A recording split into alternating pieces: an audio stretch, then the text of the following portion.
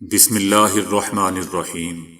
السلام علیکم دوستو، دنیا بھر کی بریکنگ اور سلیکٹڈ نیوز میں آج آپ سنیں گے، لیکن اس سے پہلے اگر ہو سکے تو لائک اور سبسکرائب کا بٹن ضرور دبا لیں۔ شکریہ۔ افغانستان میں طالبان اور شمالی اتحاد کے درمیان مذاکرات کامیاب ہو چکے ہیں۔ صوبہ پروان کے علاقے چاری کر میں قومی مزاحمتی محاذ یعنی شمالی اتحاد کے وفد نے طالبان وفد سے مذاکرات کیے ہیں۔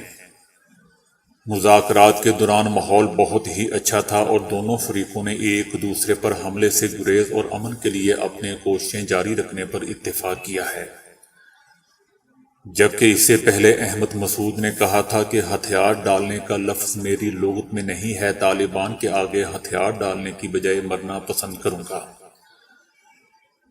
احمد مسعود نے کہا تھا کہ طالبان کے ساتھ مذاکرات ہو سکتے ہیں، جنگوں میں بات چیت ہوتی رہتی ہے اور میرے والد بھی ہمیشہ اپنے دشمنوں سے بات کرتے رہتے تھے۔ ان کا کہنا تھا کہ عالمی رہنماؤں کی تاریخی غلطیاں نہیں بھول سکتا، جن سے 8 دن پہلے اسلحہ مانگا تھا تو انہوں نے انکار کر دیا تھا، مگر آج وہی ہتھیار، اسلحہ، ہیلی کاپٹرز اور ٹینک طالبان کے پاس پہنچ چکے ہیں۔ انہوں نے دعویٰ کیا کہ ہزاروں نوجوان وادی پنجشیر میں قومی مزاحمتی یعنی شمالی اتحاد میں شامل ہو رہے ہیں۔ اس سے پہلے احمد مسعود نے امریکی اخبار واشنگٹن پوسٹ میں ایک مضمون لکھا تھا جس میں انہوں نے امریکہ سے جنگی سامان مانگا تھا۔ احمد مسعود کی جانب سے انٹرویو ایسے وقت میں دیا گیا تھا جب طالبان نے کابل کا کنٹرول سنبھالنے کے بعد وادی پنجشیر کو بھی چاروں اطراف سے گھیر لیا تھا۔ گزشتہ دنوں برطانوی اخبار ٹیلی گراف نے اپنی رپورٹ میں انکشاف کیا تھا کہ وادی پنجشیر میں مزاحمتی فورس کے سربراہ احمد مسعود طالبان کے سامنے ہتھیار ڈالنے کی تیاری کر رہے ہیں۔ وسائل اور عالمی حمایت کی کمی کے باعث وادی پنجشیر میں احمد مسعود کے سینکڑوں جنگجو طالبان سے جنگ بندی پر مائل ہیں۔ احمد مسعود کے مشیر نے اخبار کو بتایا تھا کہ پنجشیر طالبان سے نہیں لڑ سکتا، یہ 1980 کی دہائی نہیں ہے، اس وقت طالبان کی فورسز ملک بھر میں غالب آ چکی ہیں۔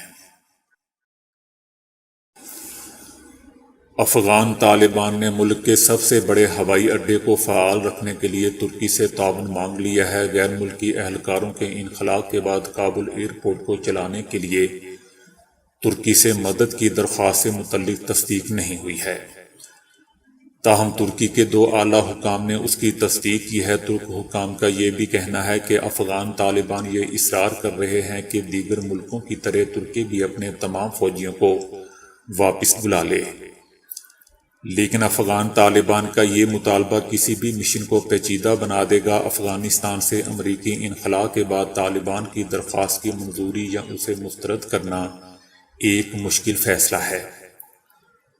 افغان تعاون کی اپیل سے متعلق ایک ترک افیسر نے کہا ہے کہ افغانستان سے تمام غیر ملکی اہلکاروں کے مکمل انخلاء کی ڈیڈ لائن 31 اگست تک ہے، اس کے بعد ہی صورتحال کو طالبان کی درخواست کا فیصلہ کیا جائے گا۔ دوسری جانب کابل ایئرپورٹ سے غیر ملکیوں اور افغان شہریوں کا انخلاء جاری ہے۔ امریکی آرمی کے joint staff major general William Taylor نے ایک بریفنگ کے دوران بتایا ہے کہ ایئرپورٹ سے اوسطاً ہر 39 منٹ بعد ایک طیارہ لوگوں کو لے جا رہا ہے۔ دوستو، یاد رہے کہ 1400 ترک فوجی بھی کابل ایئرپورٹ کے تحفظ اور نظم و ضبط پر مامور ہیں، جبکہ دوسری طرف افغانستان میں جرمنی کے سفیر نے کہا ہے کہ طالبان 31 اگست کی ڈیڈ لائن کے بعد بھی افغانوں کو کابل سے نکلنے کی اجازت دینے پر راضی ہو چکے ہیں۔ جرمن سفیر مارکس نے کہا ہے کہ ان کی اس حوالے سے طالبان رہنماؤں سے ملاقات بھی ہوئی ہے۔ انہوں نے مجھے یقین دہانی کروائی ہے کہ وہ افغان شہری جن کے پاس قانونی دستاویزات ہوں گی، ان کو انخلاء کی مقررہ تاریخ 31 اگست کے بعد بھی کمرشل فلائٹس کے ذریعے ملک چھوڑنے کا موقع دیا جائے گا۔ دوسری جانب انخلاء کے دوران امریکی کانگریس کے 2 ارکان کابل کے دورے پر ان کو سرکاری احکامات کی خلاف ورزی کا مرتکب قرار دے کر شدید تنقید کا نشانہ بنایا جا رہا ہے۔ مین پیٹر میجر نے کہا کہ ہم نے اس دورے کو خفیہ رکھا تاکہ خطرے کو کم کیا جا سکے اور ہم نے واپسی کے لیے ایسے جہاز میں بیٹھنے پر اصرار کیا جس میں گنجائش ہو۔ ہم نے جہاز کے عملے کی سیٹوں پر سفر کیا تاکہ کابل سے انخلا کرنے والے کسی فرد کے لیے نشست کم نہ ہو۔ اب تک کابل ایئرپورٹ سے 80,000 سے زائد افراد کو نکالا جا چکا ہے۔ کابل پر قبضے کے بعد ایئرپورٹ پر ہزاروں افراد کا ہجوم ملک سے نکلنے کے لیے جمع ہے اور ملک کے دیگر حصوں میں بھی ہزاروں ایسے افراد موجود ہیں جو افغانستان سے باہر جانے کے لیے موقع ملنے کے منتظر ہیں۔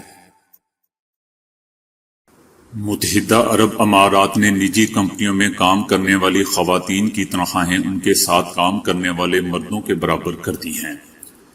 شیخ خلیفہ بن زید کی جانب سے جاری صدارتی فرمان میں ہدایت کی گئی ہے کہ اگر کوئی ملازم خاتون ویسا ہی کام کر رہی ہے جیسا کہ مرد ملازم کر رہا ہو تو اس کا محنتانہ مرد ملازم جیسا ہی ہوگا، یعنی اس کا معاوضہ مرد ملازم جیسا ہی ہوگا۔ دوستو، متحدہ عرب امارات میں وفاقی قانون کی دفعہ 32 میں ملازم خواتین اور کارکن مردوں کی تنخواہوں میں فرق رکھا گیا تھا۔ اب اس تبدیلی کی بدولت امارات کے تمام ایریا کے نجی اداروں میں خواتین کے لیے کشش بڑھے گی۔ اب وہ زیادہ عزم اور شوق کے ساتھ نجی اداروں کا رخ کریں گی۔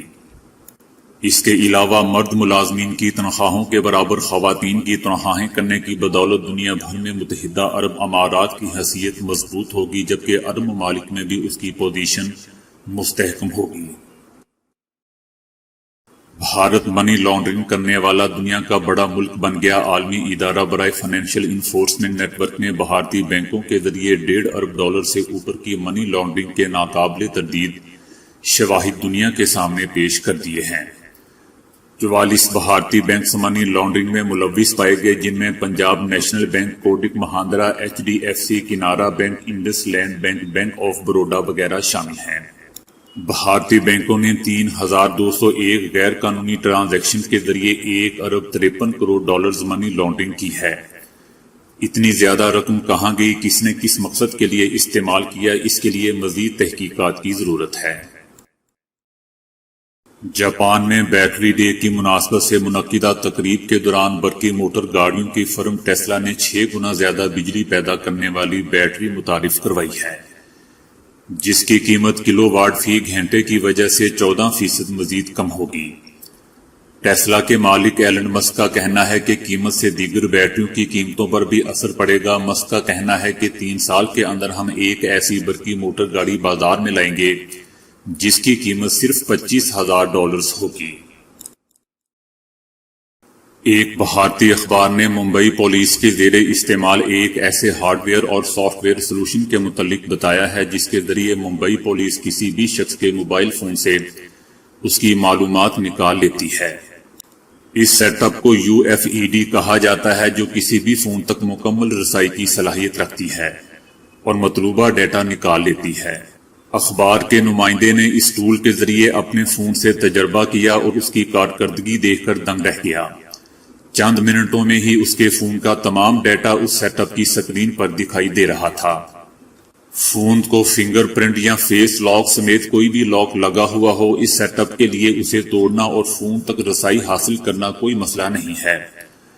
واٹس ایپ کے متعلق کہا جاتا ہے کہ اس پر ہونے والی chatting end to end encrypted ہوتی ہے اور اس تک رسائی حاصل کرنا لگ بھگ ناممکن ہوتا ہے، لیکن حقیقت میں ایسا نہیں ہے۔ ممبئی پولیس کے پاس جو اسرائیلی کمپنی کا بنایا ہوا یہ ٹول ہے، اس کے ذریعے واٹس ایپ کی چیٹنگ تک رسائی حاصل کرنا بھی کچھ زیادہ مشکل نہیں ہوتا۔ اب تک علی بابا کے بانی جیک ما چائنا کے امیر ترین آدمی تھے، لیکن اب زونگ شنشن ان کو پیچھے چھوڑتے ہوئے چائنا کے پہلے اور ایشیا کے دوسرے امیر ترین آدمی بن گئے ہیں۔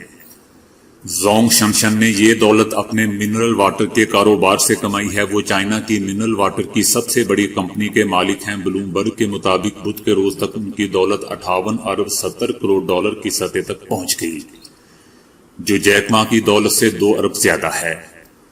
65 سالہ زونگ شنشن ایشیا میں بھارت کے کاروباری شخص مکیش امبانی کے بعد دوسرے امیر ترین شخص بن گئے ہیں۔ عالمی سطح پر زونگ شنشن 16ویں امیر ترین آدمی بن چکے ہیں۔ دیسی جڑی بوٹیوں کے متعلق ایک خیال پایا جاتا ہے کہ ان کے مضر اثرات نہیں ہوتے، جو شاید سراسر غلط ہیں۔ اب اس ایک امریکی شہری ہی کو دیکھ لیجئے جس کا ملٹھی کھانے کا شوق اس کی جان لے گیا۔ امریکہ کا رہائشی یہ 54 سالہ آدمی کنسٹرکشن ورکر کے طور پر کام کرتا تھا اور ملٹھی کھانے کا بہت ہی شوقین تھا۔ وہ چند ہفتوں تک روزانہ 1.5 بیگ ملٹھی کھاتا رہا اور ایک رات اس کی اچانک موت واقع ہو گئی۔ اس کی پوسٹ مارٹم رپورٹ میں بتایا گیا ہے کہ زیادہ ملٹھی کھانے کی وجہ سے اس کے جسم میں ضروری غذائی اجزاء کی اس قدر قلت ہو گئی کہ اس کے دل نے دھڑکنا چھوڑ دیا اور وہ موت کے منہ میں چلا گیا۔ ڈاکٹر نیل بوٹا کا کہنا ہے کہ آپ تھوڑی سی مقدار میں بھی ملٹھی کھائیں تو وہ بھی کسی نہ کسی قدر آپ کے بلڈ پریشر کو بڑھا دیتی ہے۔